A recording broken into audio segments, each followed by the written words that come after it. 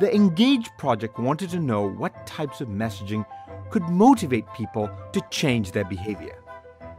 We wanted to see over time, over a year, and with repeated messages, how do people behave? How does that impact the consumer behavior? And what we found is that it's very different. Some households were sent personalized emails with their energy bill about how they could save money. Others learned how their energy use impacted the environment and children's health. Those who received messages about saving money did nothing.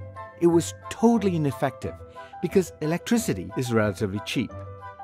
But emails sent that linked the amount of pollutants produced to rates of childhood asthma and cancer, well, those led to an 8% drop in energy use and 19% in households with kids.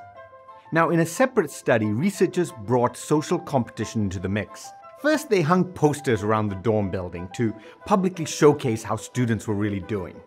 Red dots for energy wasters, green for those doing a good job, and a shiny gold star for those going above and beyond. This social pressure approach led to a 20% reduction in energy use. This strategy was also used at Paulina's complex, and it definitely brought out her competitive streak. For me, the competition was what motivated me, because seeing your apartment number and telling you that you are doing at the average, but you are not the best, was like, why? I'm doing like everything that you are telling me to do. I always wanted the gold star because it's like, oh my God, I want to be like less consumption of energy in the whole building. And psychology studies have actually proved this.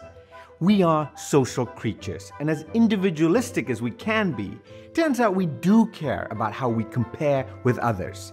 And yes, we do like to be the best. Some people don't want to say, oh, I'm like the average. No, my usage is different and I want to be able to act on it. And people can act on it, because with these meters, they can now see their exact impact. A company called O-Power is playing with this idea of social competition. They work with over 100 utility companies to provide personalized energy reports to millions of customers around the world. Now consumers can not only see their energy use, but how it compares to their neighbors. Like the UCLA study found, this subtle social pressure encourages consumers to save energy. It's been so effective that in 2016, O-Power was able to generate the equivalent of 2 terawatt-hours of electricity savings. That's enough to power every home in Miami for more than a year. And they're not alone. Even large companies are tapping into behavioral science to move the dial. Virgin Atlantic Airways gave a select group of pilots feedback on their fuel use. Over the course of a year, they collectively saved over 6,800 tons of fuel by making some simple changes. Adjusting their altitudes, routes, and speed reduced their carbon dioxide emissions by over 21,000 tons. These behavioral nudges do seem to be advancing how we as a society deal with some pretty complicated climate change issues. But it turns out we're just getting started. There is no quick fix. We need people changing their companies, changing their business models, changing the products and services they provide. This is about broader scale change. And part of this change includes embracing what makes us human. That it can't just be a guilt trip about dying polar bears or driving around in gas guzzlers. We need to talk about our wins as well.